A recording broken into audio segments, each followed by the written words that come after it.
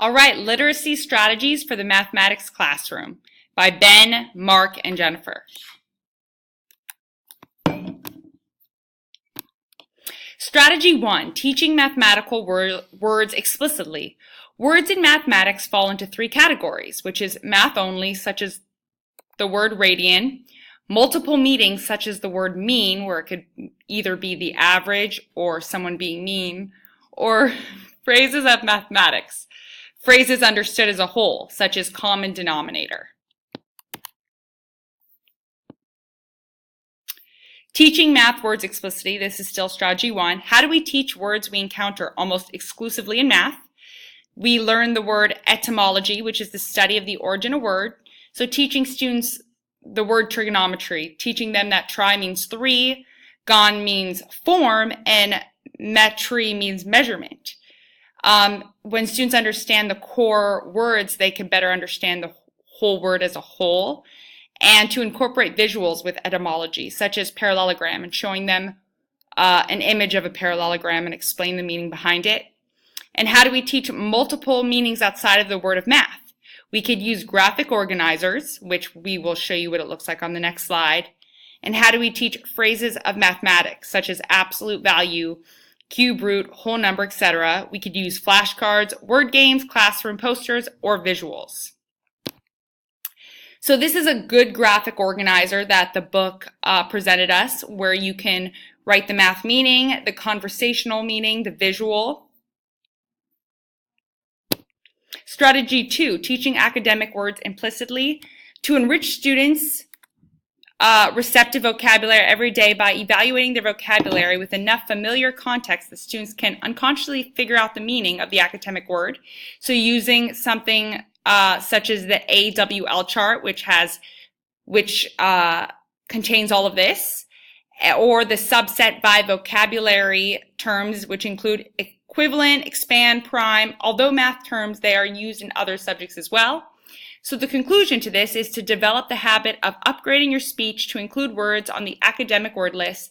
This could strengthen the vocabulary gap affecting poor comprehension. And this is the AWL chart, which gives you the subsets of all the different words that students could learn to help them increase their understanding of math. And strategy 3, reinforcing reading comprehension skills that apply to math. So excellent math teachers use plain English to reinforce reading comprehension skills that apply to math-related texts. So before reading, you should connect. You can connect through know, want to learn, or a KWL chart. You could establish a purpose for reading, maybe by reinforcement. And during reading, concentrate. Students may want to listen to music or outline a text. And after reading, communicate. And last but not least, reinforce reading comprehension skills that apply to math. Reading explanations in mathematics textbook, and the importance of accuracy in the mathematics textbook. All right, next we'll be talking about the importance of metaphor in math. So metaphor is one of the most both basic and sophisticated types of thinking. Metaphor increases the depth of knowledge and retention of students.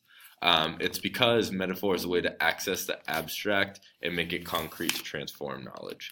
Metaphorical reasoning allows us to tap into the schema and prior knowledge of students. So we're able to take students' background knowledge and apply it to mathematical concepts, which is good, which really cements it in their brain.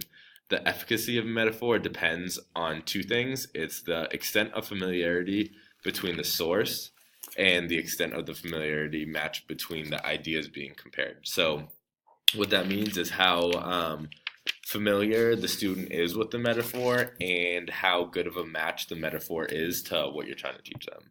And it's best to keep metaphors simple so it's easy for students to remember. So the ways that we model teaching with metaphors is in 3 steps. The first step is to get students to think about the feature of the source. So the metaphor that the math will be compared to. So if, say, for example, I was talking about a cube, I could give students, I could put a 3-dimensional object in front of them that solidifies what we're going to be talking about in their head. Step 2 is to elicit the math-like language from the students and write the relevant words and phrases on the board.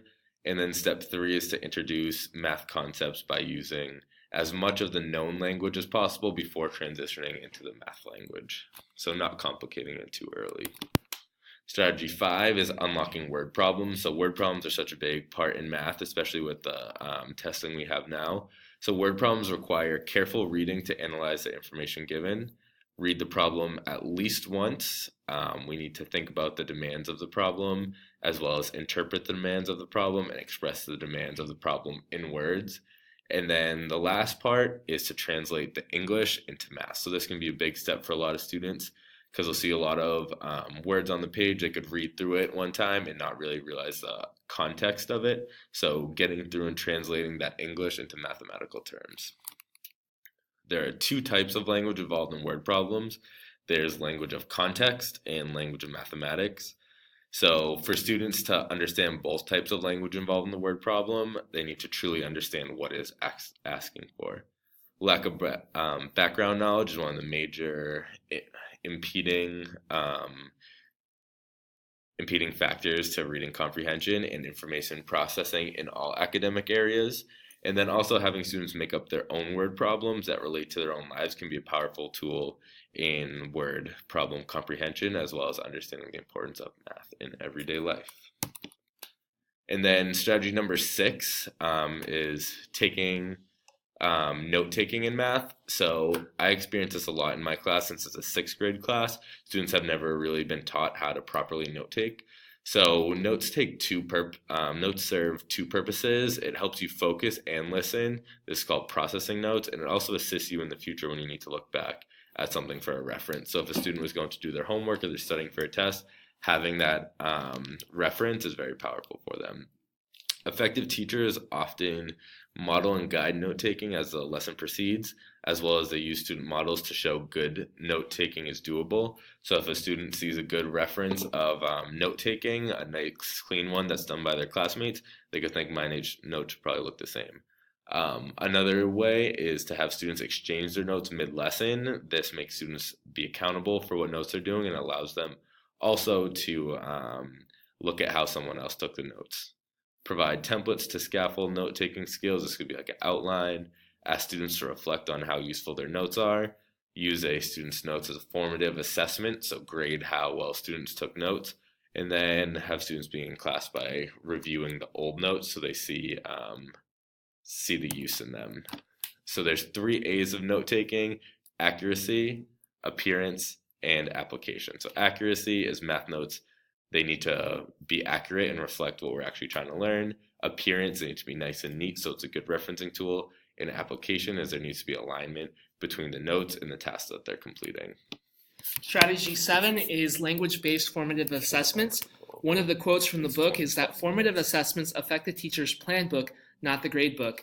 And so formative assessments are very valuable because they let teachers know what the students know and what the students don't know. They let the teachers know why students think the way they think, how they solve a problem, and where the understanding and the skills of students break down.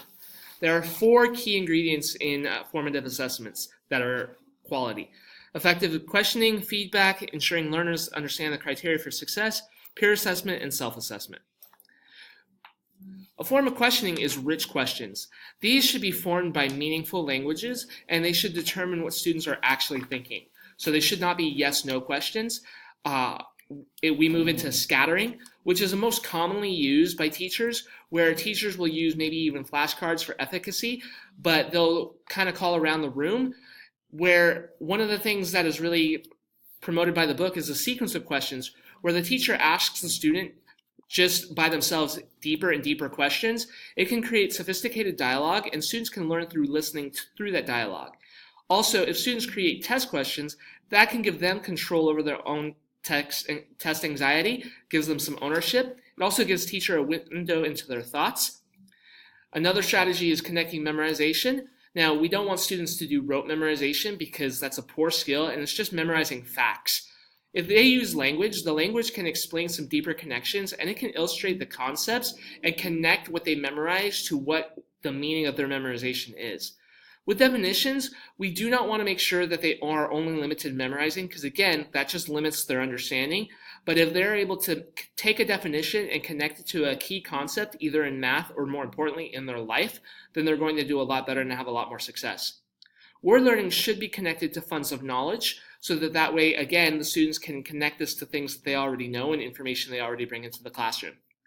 With strategy 9, we want to incorporate writing to learn in math because writing causes learning and strengthens fragile knowledge. Fragile knowledge is information that, kind of like as in memorizing, might be put on the board and might be something that a student would memorize for a test, but then just goes in one ear and out the other. However, helpful writing can cause students to reflect on their learning style, their pacing, their processes, and their obstacles and successes. That way they can better report to the teacher in formative assessments, and the teacher can get better feedback from the students. Some of the objections to this type of teaching is that there's a lack of skill in teaching and responding to student writing. And so one of the ways we can get around that is by expecting students to write the way they speak, where, yes, we would want them to get to a place where they spell correctly, they use correct grammar, but most students say, wait, I'm not in an English class, and so we want to acknowledge that. And so say, well, as long as you communicate the ideas, that's where we want to start. So another objection is a lack of class time, and that's just poor planning. All that we need to do is begin or end class with about 5 minutes of writing. And also, there are some strong beliefs about traditional teaching methods, and so including writing is definitely a paradigm shift. It is a paradigm shift as we come to math, as we introduce Common Core standards. Strategy 10 is preparing students for algebra. Algebra can seem very scary to students. There's abstraction, vocabulary, background knowledge, and strangeness. However, the reason for the abstractions is because we're now using letters for numbers, and some students will look at X and say, what the heck is X? Why do we use it? I don't understand. There's also unfamiliar words and definitions. There's arithmetic understanding, such as order of operations that we just assume students know. Then there's also a strangeness. I really like the questions that they present here. What is it? How does it work? What is it good for? And when will it go away? Which is common questions that students ask. However, if we're able to link algebra to grammar, and a common example of that is using the idea of subject-verb. For example, I can take any word that's a subject and just about any word that's a verb and create a 2-word sentence. And so some sort of slot filler where we can demonstrate to the students exactly how algebra works.